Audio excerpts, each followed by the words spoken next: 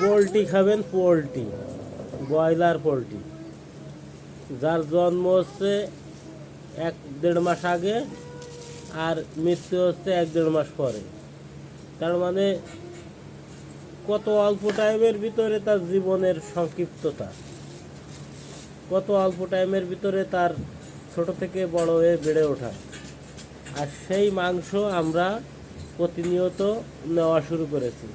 তো এই মাংসে যে প্রোটিন আছে, যে কমজোরি উপাদানগুলো আছে, আমরাও ধীরে ধীরে পোলট্রির মতো হয়ে যাচ্ছি, ধীরে ধীরে হয়ে যাচ্ছি। আমাদের গা হাত পা শরীর এরকম নরম হয়ে যাচ্ছে, অল্পতে আমরা রোগে শোকে কাবু হয়ে যাচ্ছি।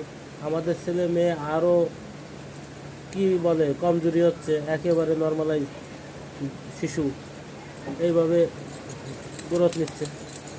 তার মানে আমাদের খাদ্য অভ্যাস আমরা যেভাবে করব, আমাদের ভবিষ্যৎ ঠিক তেমনই হবে, এটাই।